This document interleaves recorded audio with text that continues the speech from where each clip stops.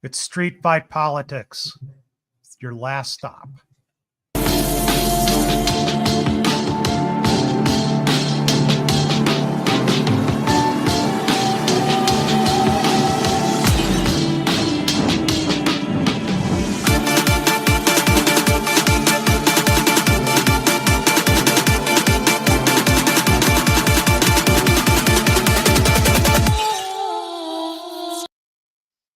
Harry? Howdy, y'all. Street Fight Politics. Harry Ramsbottom here. Doc Eddie is monitoring the boards as usual, and we've got Louie and Ken. And, welcome to the second week of 2024. Oh, excuse me, 2025. Ken will not be surprised I got the date wrong. We're laughing, but here on the screen in front of us, we've got the horrific pictures of the fires in California. And I got to say, this week it struck home to me because my cousin and his wife had their house burned down in the Eaton fire in Altadena, California. They're living in a hotel. Luckily, they've got great government jobs. They're both rocket scientists at the Jet Propulsion Laboratory, which barely escaped, may still be in danger. And unlike others, they've got a paycheck, but this is a terrible thing. And even the best of them, fire is a great equalizer. It burns down whatever in its path. It doesn't care whether you make a great living or make no living. We're all in the end subject to the whims of nature. So there we are. So there's that. Doc Eddie asked me to lead in with this because he had totally aside from the fires, he had a question over the weekend that was sort of burning up the wires between us about government oversight, government intrusion, government surveillance on our phones. And he said, we ought to talk about this. And this is precipitated by a headline from a group in Tucson that we're talking about the 50-plus-year-old agreement between the CIA and the University of Arizona to monitor Hispanic, primarily Mexican-American communications and groups back in the COINTELPRO days, back before the church committee, back before we had laws that prevented various groups to just start willy-nilly without any kind of court oversight, looking into our mails, clearly not emails at that point, but listening on our phones without anybody actually checking that balance. And I said, this is ridiculous. This is old news, literally old news. Nonetheless, it's back in the media again and back in the press and probably will be. My response, though, was that here's the deal, guys. You can get spun up about government conspiracies, government, looking in on you, and they do. Read the Patriot Act. It's done. There's a lot more oversight and controls now than there were then. There are only certain agencies that can do it and some that can't, which I realize is cold comfort to those of you who are being listened in on. But it takes a reason to do it. And I will tell you, as a former intelligence officer, that for a government agency to listen in on you, read your emails, et cetera, as a U.S. citizen, or even just a U.S. person, meaning a green card holder or somebody of that status, it takes a lot. They just don't flip a switch and make it happen. Nor do they need to. Why? Because if you've got one of these, or an internet account, or surf the internet, or just have an email, those companies from whom you take those services, oh, by the way, Facebook, any of those, if you read your end user license agreement, that thing that's 5,000 pages long with microscopic script in words that you can't understand for the most part and would bore you anyway if you could, they're listening in. They have that information. They know what you're looking at. Why do you think Facebook is free?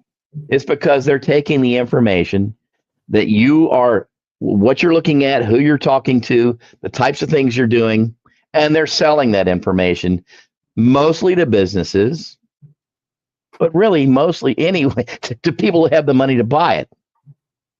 Does the government need to monitor you? No, because if they really want to know about you, they just go to Facebook and either ask them for it. And I'm saying Facebook generically, could be any social media, could be any internet firm. They ask for it. If they don't get it, they go to a judge. If they have probable cause, they get a court order, a subpoena, and they get it. Mm-hmm. If you were to look at my professional LinkedIn page, you'd see that the last 3 people that I have placed, I'm an executive recruiter. I find jobs for very qualified people, typically people coming out of government, going into the contracting companies here in the Beltway. The last 3 people I placed were coming from Homeland Security cyber functions and going to the Beltway bandits to make a lot of money selling things back to the government that those Beltway bandits provide. So I have an idea how this works. Not going to go into the details. I don't know that many. But even the ones I do know, I'm not going to share. But I'm just going to tell you that if you're worried about the government, you're looking in the wrong place. Well, now, something I do want to say is the federal government has a lot of checks and balances in place. Maybe that's going to go away here in the next 4 years. I don't know. But I will also say that your local police departments, your state level police functions, they don't have those U.S. restrictions. They have a lot more that they can do to listen in, watch you, surveil you in whatever means they want that are completely outside the control of the U.S. government.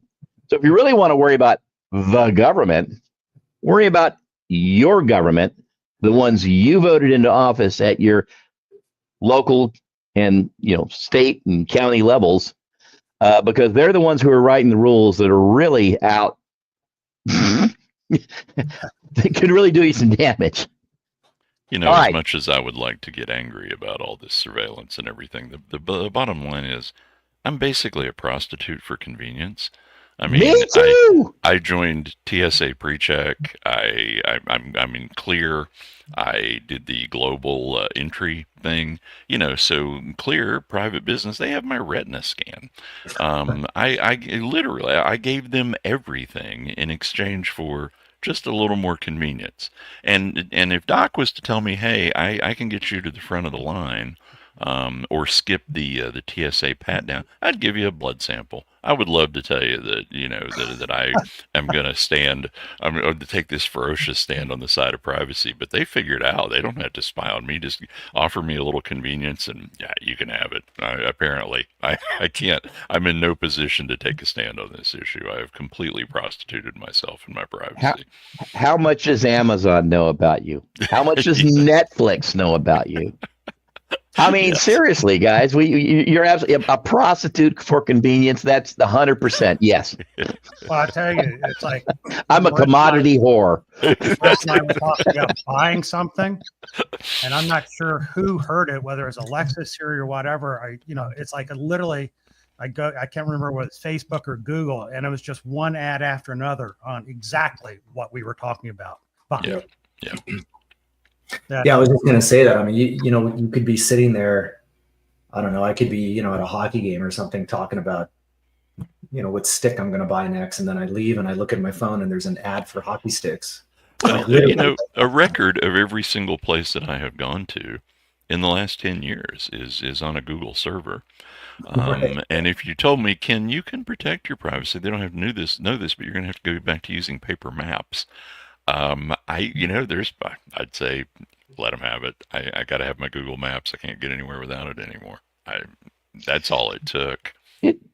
Just think about the knowledge we have about the Tesla bombing guy, Right. I can tell you, I don't have a Tesla. I've got friends that have Teslas. I've ridden in Teslas. I have no intention of driving a Tesla because reasons that have nothing to do with politics, by the way. They know exactly where you are. in your head-up display. It basically is a head-up display. You've got a map that it just shows up, and it will tell you where the next Tesla station is, where you're going. It's like Google Maps on your actual screen in your car.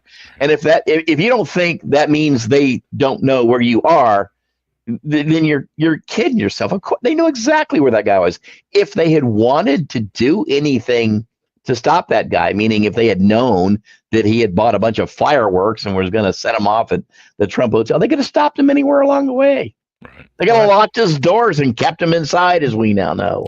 Well, quantum computing is going to offer them the processing power where something would catch that, the red flag, and say this individual is acting strangely and he's made purchases outside of his normal pattern of explosives and he's rented a Tesla and he's here. So the processing power will be what does that. It won't be subject to human fallibility. It'll all of this stuff, I suspect, will be spotted and caught. There's your Minority Report, right? Yeah. Oh, yeah. 6 letters, NVIDIA. Yeah. That's the processing power that's being developed to do exactly that. Right. By the way, the only company that I'm aware of, I could be wrong, that came out and criticized Biden's smart AI technology chip export. Because why? Because they make the chips to do that, and they would like to make more money. Mm-hmm. I realize that I probably sound a bit like a conspiracy nut when I say it. I'm not. It's just reality. That's what they're doing, and they're very open about it. They're not shy about saying it. And again, like Ken, I'm a whore for convenience. I will totally accept that. Well, I'm not buying fireworks and driving to a Trump hotel.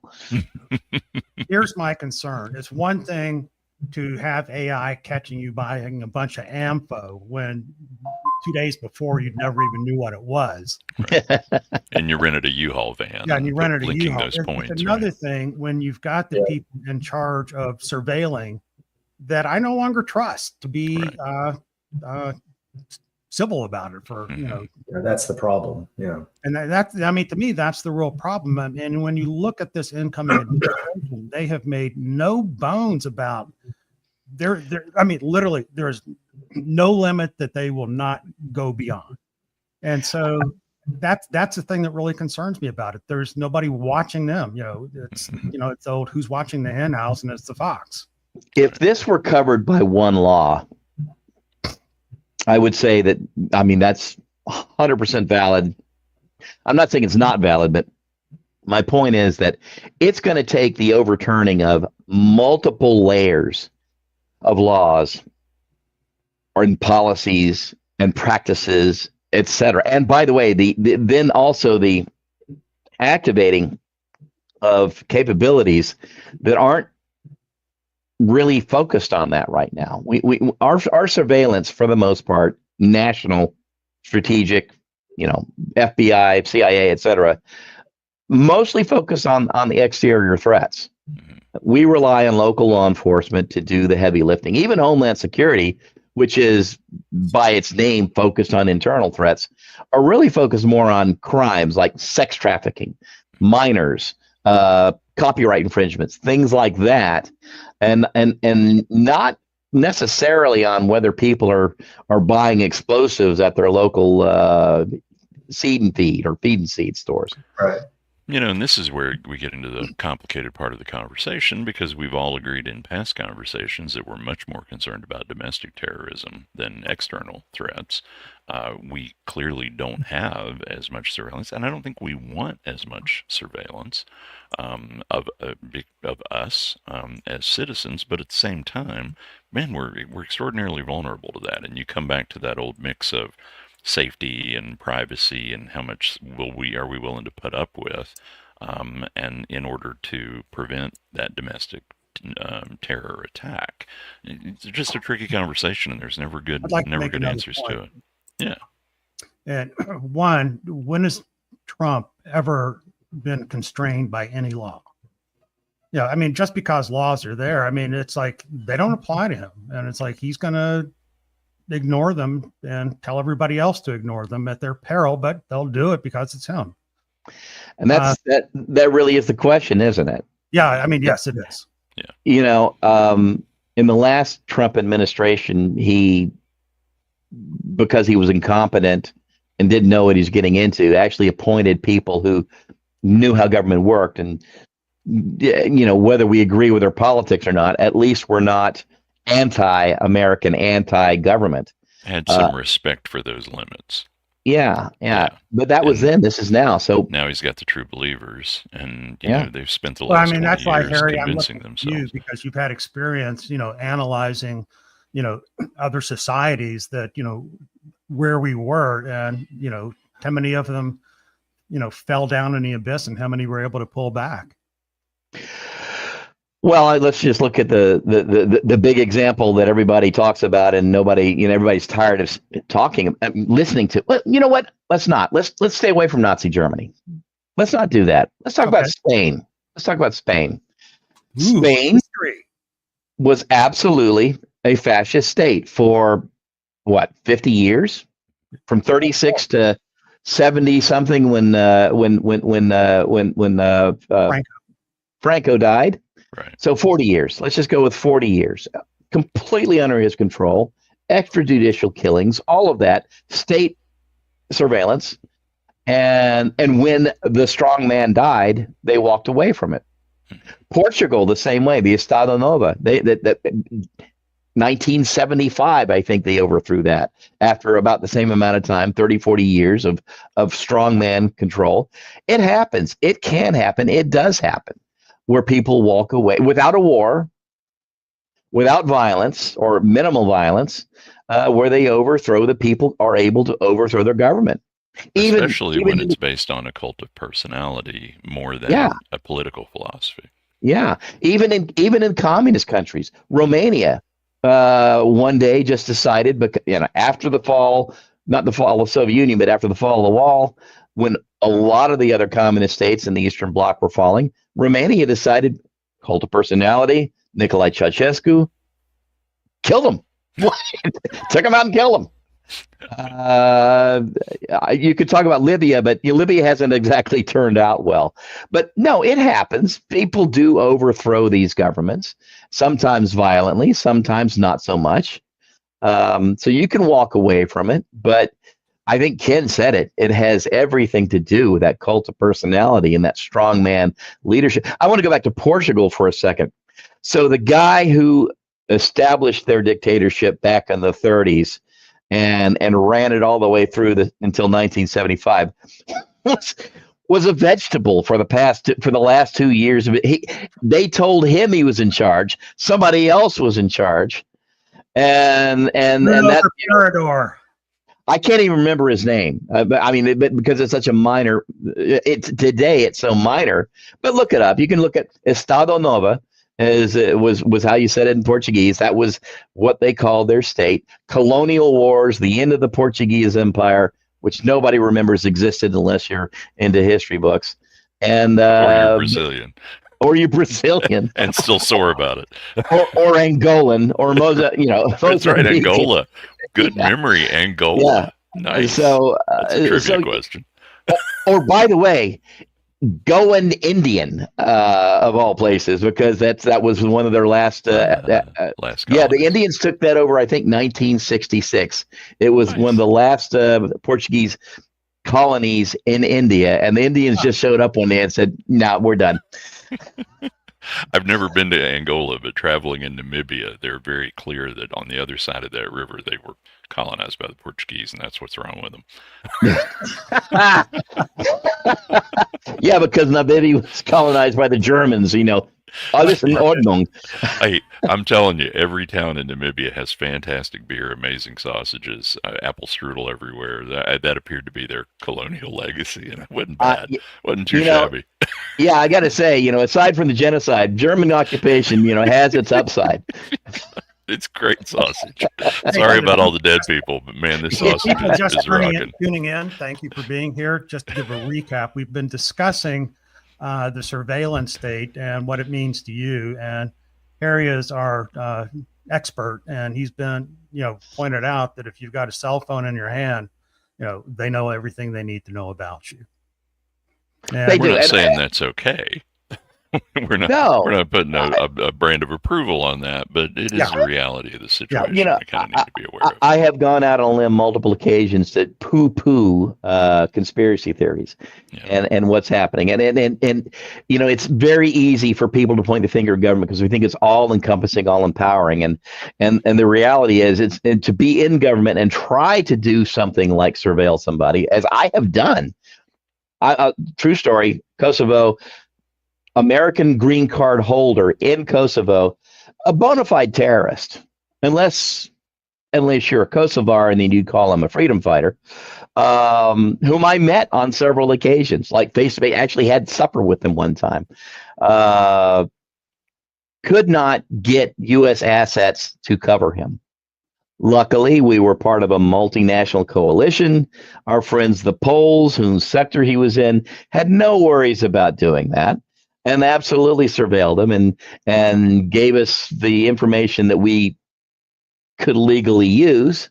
But there was no way that an American attorney, American military or government attorney was going to allow me to collect on that guy because he was a green card holder and his kids were U.S. citizens, and I couldn't do anything except say he's a bad guy. Go look at him. And to catch everybody up, we also were talking about, for societies that edge up to jumping in the abyss and becoming autocratic or even dictators. Harry was in military intelligence and did analysis on this stuff. And instead of going with Germany, we talked about Portugal and Spain. And, my take what I got out of that is they lasted in an autocracy for over 40 years. And it was really only until the leaders died that they turned away from it. So, I don't look at that as great. I mean, to me, I'm really glad Trump's in bad health and, closing in on 80. 78, So, yeah. By the way, I would add to that Yugoslavia with the death of Tito. Yugoslavia as a nation survived about 5 years or so after that. Mm. Don't quote me on the exact length of time, but it was pretty quickly after the strong man died that it dissolved into 5-6 different countries now.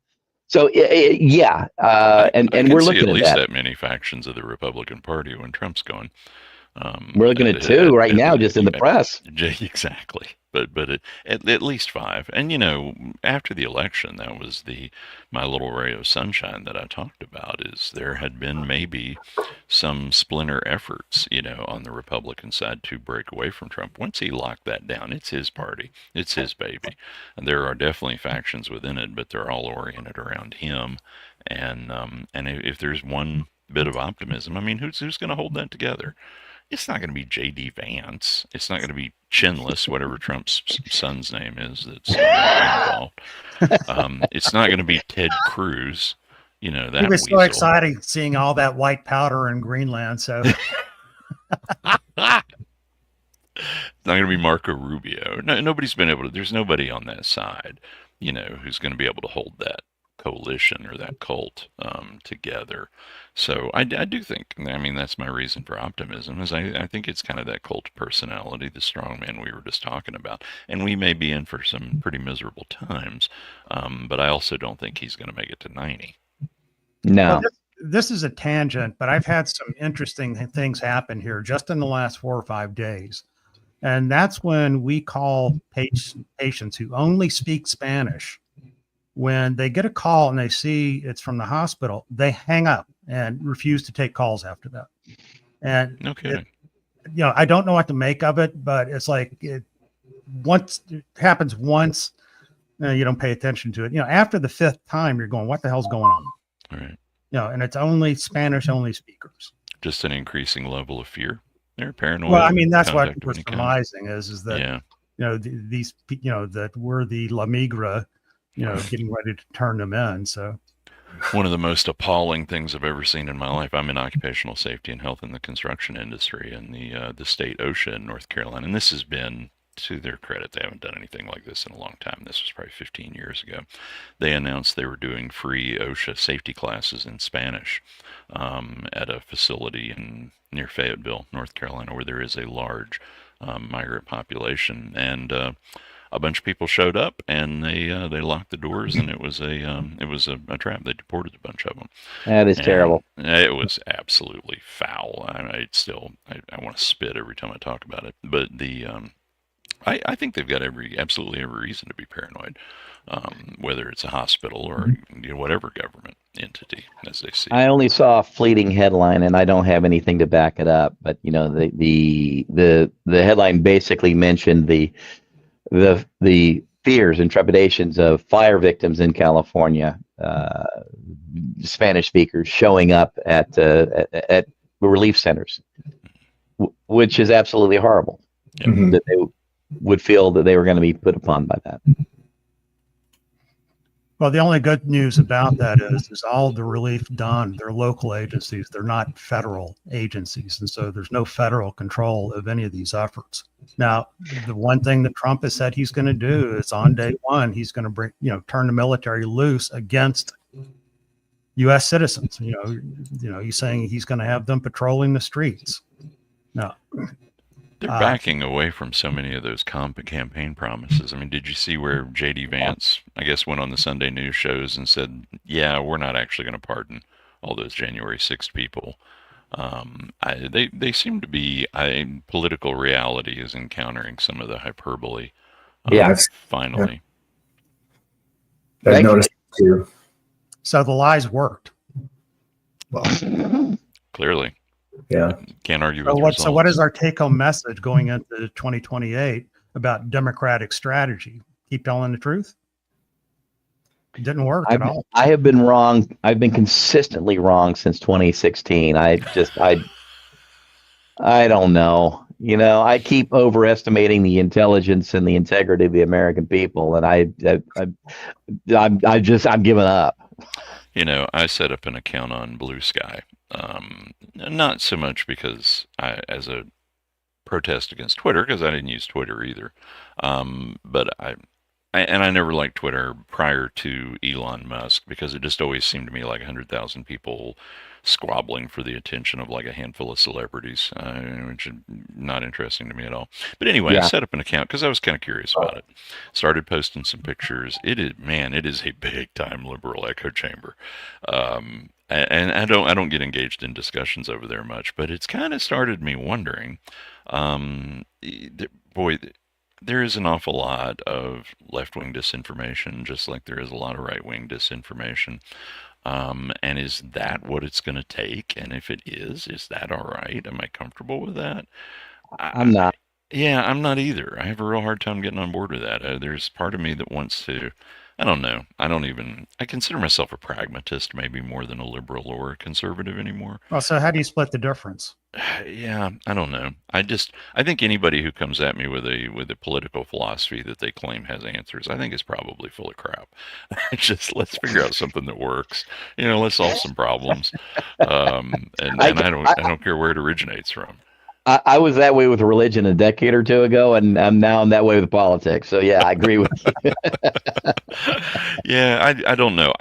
My fear is that there is a wing of the left wing, and I'm not talking about the far left. The far left's been out in conspiracy land, for a long time, and disinformation land for a long time, and the far right. The change is that the far right became the whole right, and my fear is that the far left is going to become the whole left, and that disinformation and propaganda will take over narrative. And I don't know. I would like to think the left is more adept at critical thinking, but there doesn't seem to be a lot of evidence of that some days. Well, if anything, they are terrible at marketing. That's very true. I guess that's what it comes down to. You don't have to lie, but you do need to get your message out there. And I hate to I mean, go back to PJ O'Rourke, but he used to say that a lot of the right wing conspiracy theories were dependent on this fiction that you could have a group of liberals that could actually work together in a coherent fashion towards a common goal. It's the fundamental flaw. Yeah, the fundamental flaw is like, have you ever actually met any liberals?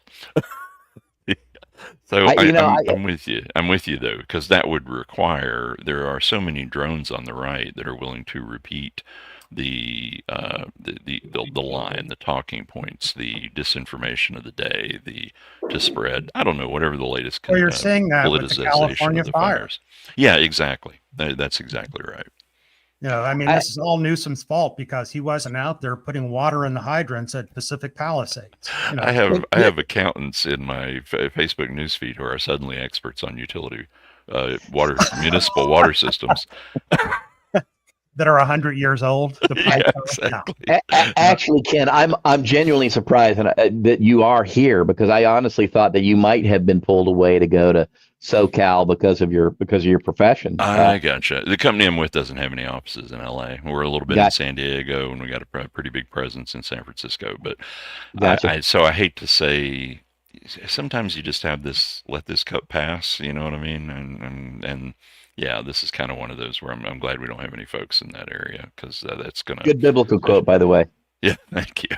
That's just a bad situation. I mean, when you look at the fire, I mean, the real fallout's coming. Where are all those people that don't have homes? Where are they going to live now? Yeah, that's a lot of people. I think the fallout's going to be insurance. To tell you the truth. I was just going to say that insurance. Yeah. In fact, all of the clients that we deal with are their realtor associations, and the number of transactions that the realtors are able to do now has went dramatically down because the people that qualify for the home can't afford the insurance. So a friend of mine mentioned in a conversation today, and he follows the investment markets and things, that the value of the property that has been lost, and much of which was either not insured or not insured for the value of the loan, is going to absolutely hammer some banks that were holding the notes on a lot of those properties. And they could see some destabilization in that market as a result of it. I've gotten some lessons in that with my parents and brother living in Florida, literally, in a beach community, what they do with the insurance. And then, if you look at it from their standpoint, if you know that a hurricane's coming every 3 years and you're going to lose 30% of the houses, if you're going to give insurance out, this is what it's going to cost you. And, it becomes very, very quickly to be unaffordable. Yeah. And that's actually what's happened in California. State Farm, which, by the by, this is a ad for us in Arizona. State Farm Stadium's hosting the NFL game tonight. Well, State Farm in the last year before the fire had dropped 75,000 fire policies in that area in California. Oh, yeah. Yeah, I think it's entirely reasonable that an insurance company, in the larger scheme of things, would look at a state like California, would look at a state like Florida, pick one with natural disasters, which is pretty much the entire southern tier, and say, yeah, you know what? It's not worth our business. We're out of there. I mean, sorry, we'll cover what we've got. I think you have to. If you make a contract, you got to live by it. Don't just cancel because. But no more. When that's done, what's done. And I'm sorry. I keep trying to tell my cousin this, he lost a $1.2 million home.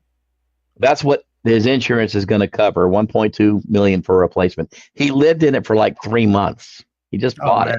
Wow. And the entire area has been, of course, Altadena, just look at a map, look at the photos. If I were an insurance company, I'd be like, I'm not picking up what? So if he rebuilds, who's going to cover it? Well, it depends on how you rebuild. And I think Ken's going to be able to answer this better than I am, but it's like, you're going to be building the new standards. You're not going to do stick. Oh, yeah. You're not going to be doing wood construction for the exterior. It's going to have to be something fireproof. I think his home was built in like 1942 or something. I mean, it was a stick-built home with all, nothing was up to date, or very little was up to date. He knows it's going to be a much better construction if he rebuilds it. But again, the question is, who's going to cover it and at what price? And, I'm not familiar with the housing market in California specifically. I can say an awful lot about Florida, and the insurance companies are going to take a public relations beating. The truth is, you go look at the city council of every little town up and down the Florida coast, and a majority of the people are in the real estate business, and they control zoning and they control building codes, and they're not going to do anything that keeps the contractors in their area from building as many expensive homes in beautiful locations as possible. Now, if those locations may be susceptible to sea level rise, hurricanes, they may not they're not going to allow strengthening codes, because that's going to make those homes more expensive to build. And I'm not saying the insurance companies are great guys here, but they're very much in a bind, because a lot of places in the United States have dumb houses being built in dumb locations with dumb construction techniques, and then they expect the insurance companies to pick up the slack. Well, I mean, the way I bad. look at it is that, the insurance company are like wolves, thinning out the sick and weak out of the herd. And, they're the ones that are going to force this. They're going to say, if you've got a stick built home, this is what it's going to cost. Right. If you've got something that's, and it's not cement block, but, they've got stuff, much more up to date than that. But, something that doesn't catch fire instantly when it, it gets torched. And I think that members. personally, I think that's the position the insurance companies need to make, is they need to lay down some conditions. We Yeah. will return and we will insure property in your community, but we got to have these changes to zoning. We got to have these changes to the building codes. They don't seem to be taking that approach. All they do is pull out, cancel, and say we're not insuring in this state anymore. It's easier to do that than to try to fight the politics. You're probably right. Yeah, because especially real estate is an extraordinarily entrenched group within state politics. I will tell you this. So I lived in Tucson for probably longer than I've lived in any other place in my life, and I've lived in a bunch of damn places. We moved there from Florida. We built a home in Florida in 1998. Let's just say right after Hurricane Andrew, right after the hurricanes had forced a lot of those changes to building codes, et cetera. Our home in Florida was amazingly well built with double straps on the roofs. And it survived 2 hurricanes that literally passed right over us from one side of the state to the other back in 2004. So I know, and we were really shocked when we built the home that they were doing the things they did, because it just seemed overkill to me back then. Right. Fast forward to 2006, we go to Tucson, we buy a home. We just assume it's going to be the same thing. Oh my God, that was the crappiest house I think of. It was an expensive house, great floor plan. Mm-hmm. But if it lasts till the end of this decade, I'll be surprised. Because it was shittily built because the codes allowed them to be crappy. Louis, you're the one that deals with this at the political level with, especially in the real estate. So what are your thoughts? Well, there's two. One is that, the realtors, and we represent realtor associations, and they're very entrenched in California politics. It's true. Problem is that, there's this thing called CEQA that you're probably aware of in California, that the governor just basically, in other words, even if people were to rebuild right now, they couldn't, because the zoning would not, CEQA would not allow for the zoning required to rebuild some of those areas. So the governor basically halted all CEQA requirements, or the California Environmental Quality Act, which is what these realtors have been trying to get them to do for years, because the problem in California is there's not enough supply of homes, which is why the prices were so high, this and that. Anyway, long story short, the issue, I think, is where they're facing not only an environmental disaster, but a political disaster that's on the horizon. You can already see it. It's just growing up in Southern California, I've been through many fires, I've been through earthquakes, but what I'm seeing and what I'm hearing is beyond apocalyptic. It is literally just, I don't know how this is ever going to be rebuilt. And all those people that are right now in shelters and living with family and all that, at some point, these are millions of homes and millions of people that are affected. I don't know how it's ever gonna be the same. 2 days ago, I heard the total of homes lost was 15,000. I'm sure it's well past that now. And the winds are forecast to be even worse tomorrow. And then think about this too. You have a lot of animals that are running around. There's dogs all over the place. There's all these animals, and then there's earthquakes every day, literally. There's tremors. That's just living there. You have an earthquake. God forbid there's a big earthquake. I mean, can you imagine that catastrophe? It's just a very unfortunate, sad situation. I had a couple of conferences that were planned out in LA in the next few weeks are all canceled because you just can't really fly into LA for anything other than emergency services or whatever. I Yeah. know the California Association of Realtors, who we work with, has this huge fundraising effort going on. It's basically it's almost the equivalent. It is the equivalent of California being attacked essentially in a war zone. Well, I mean, I look at it also, drawing on my 40 years experience dealing with hospital politics, that you can sit there and be Cassandra and talking about something bad's going to happen. It doesn't happen very often, but when it does, it's really bad. And everybody says, well, we can't spend money, to prevent something that might not even happen in the next 30 years. Once it happens, Katie barred the door. It's like all hands on deck. We'll get you what you want, and just damn the cost. So LA Fire Department is going to be like the most up-to-date massive thing in 2026. They'll have right. I wish I had a contract selling them equipment because they're gonna have a blank check. At 9/11, I was at a conference at Fort Huachuca, Arizona, and we got stuck there, like everybody else. But we were 2,000 miles away from home, and we literally had to do planes, trains, and automobiles to get to a plane in Dallas, Fort Worth, another 1,000 miles away, to finally take off. And everybody was worried about, oh my God, we're going to fly 5 or 6 days after 9/11. I was like, this is going to be the safest flight you've ever had in your life. Yeah. There will be more people checking us and everything else going on that plane than ever before. So just chill out, have a drink, relax, and you'll be fine. Yeah. Because exactly that dynamic. And then to this day, flights are still cheap on September the 11th.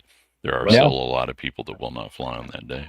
I'm going to New Orleans in about 6 weeks for a friend's birthday. We're going to be just 1 week before Mardi Gras. We're going to walk exactly past the place where that truck ran over all those people. Sure. And I guarantee you, it's going to be the safest corner of town. Absolutely. Yeah. That's man, it's a shame that happened. I love New Orleans. I mean, it's just, just to think they've taken a beating down there. I feel bad for them because I'm the same way. I enjoy the city, not in the summer, but I enjoy the city. Yeah, those alleys on either side of the church on Jackson Square, the cathedral. To walk down those alleys and on a Monday morning in August is just to smell the sewers. It's fantastic. Have you ever been to the World War II Museum in New Orleans? No, not yet, and I'm going this trip. But it's really funny. You're going to get a kick out of it because the guy who invented some kind of duck boat or something, some kind of amphibious landing boat, was a New Orleans guy. Higgins. Yes, and he apparently funded this museum. I'm going to tell you, it's a great museum. There's some great stuff, but you would think after you walk through that museum that Higgins pretty much single-handedly won the war. You could tell he funded that museum. There's actually a big painting of him like arm in arm with Eisenhower in this museum. Yeah, he pretty much with that boat. Yeah, I mean, once Higgins got in, Hitler was done. I mean, it was. They have either rebuilt or restored a Higgins boat. And we're talking about the landing craft like you see on literally exactly the craft that you see on Saving Private Ryan. Right. And they have one, and you can go and pay, I don't know, probably $100 and drive around Lake Pontchartrain in it. Right. But it's a good museum. It really. I get a kick out of the Higgins angle on it. One quick thing, Eddie, you mentioned this earlier, was the effects and all that.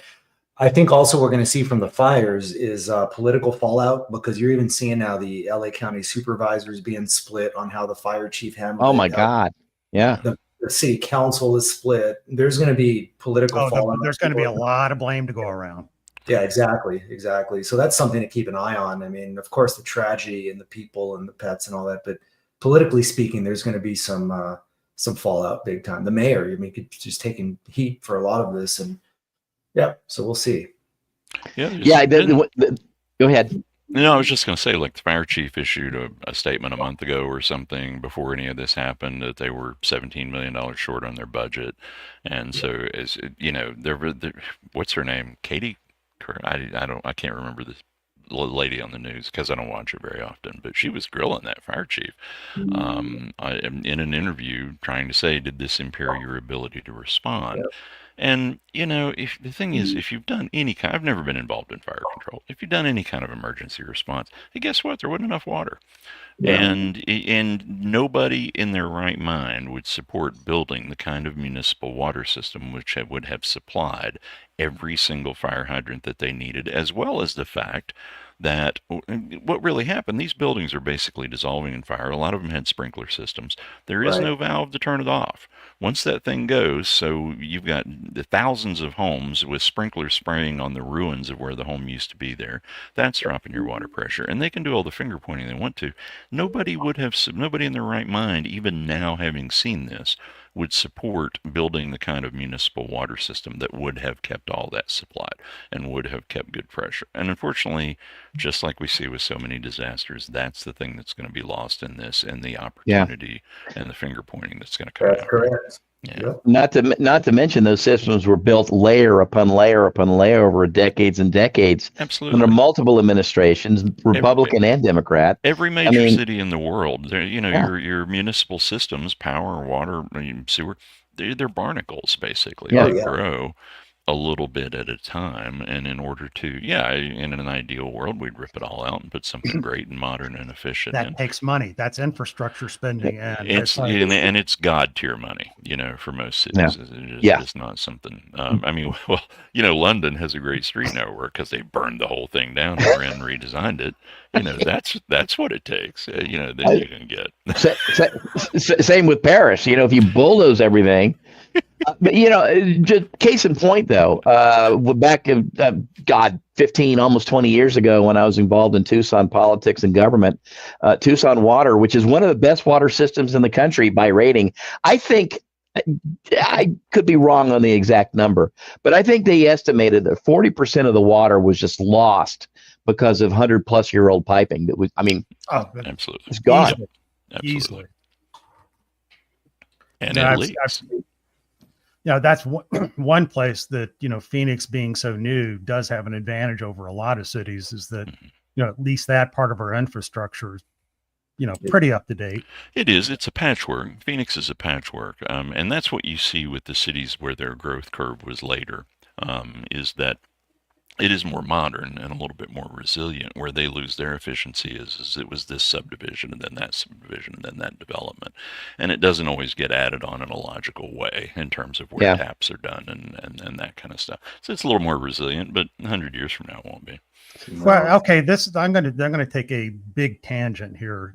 4 years from now, we're back in another presidential campaign. How, if you're a Democrat, how do you use that when you go out and you're talking about, use this as an example of that's why the infrastructure spending was important. It's like, you do the thing so that you can fight fires.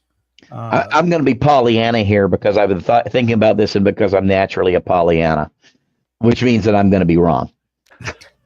I think you have to stick to the facts. Everything goes back to the facts, and maybe the facts don't sell, and they certainly did in this last year. But what else have you got? That's all I got, guys. That's why, unlike Louis, I'm not in politics. Right.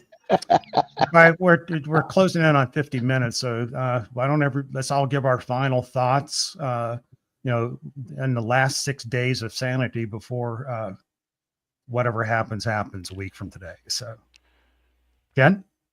Oh boy, my final thoughts. What I've been focusing on very heavily this week is Mark Zuckerberg's tragic death from autoerotic asphyxiation. It's the easy way out. Weird. we should have a conversation at some point about the responsibility of platform owners to regulate content. Or to police or fact check content, what responsibility they have. And what I've been struggling with a little bit is I really try, when I assess these issues, to say, okay, fact checking online is a Band-Aid measure. It's not treating the symptom. It's only treating the symptom. It's not treating the disease. The disease is people are gullible. And as long as that continues, I don't know the fact checking. I guess they were doing it already. It's not like it made a heck of a lot of difference. So I think there's an interesting conversation to be had, and I just kind of want to file that one away as we enter a dark age of disinformation. As the embodiment of deception will be sworn in as as the most powerful person in the free world. I think there's an interesting argument to be had there. Louis? Yeah, no, again, I'm going to focus on the fires and the fallout. And I think, once we start looking, say, into this new administration, and let's say these immigration raids and deportations occur, good luck in getting anyone out there to rebuild any of the properties. Well said, sir. That's already happening. Yeah. Already Well happening. said. Yeah.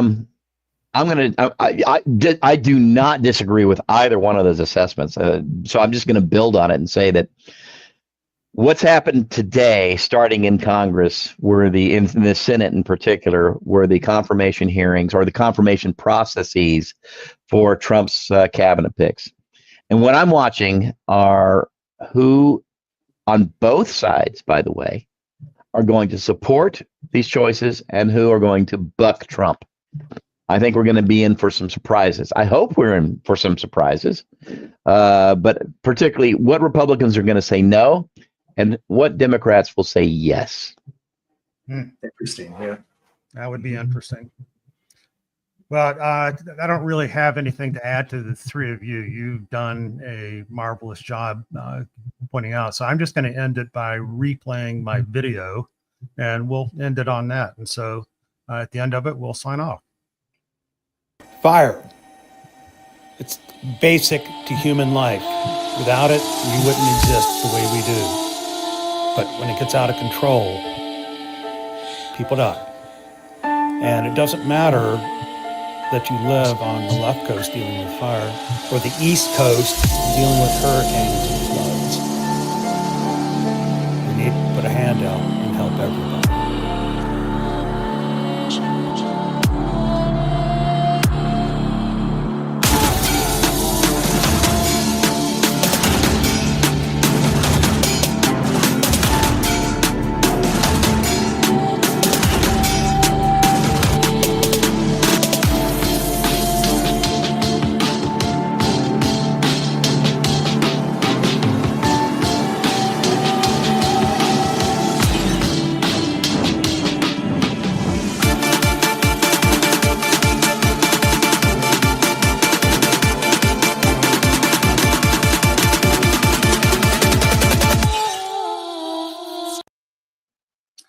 Everybody, thank you for joining us.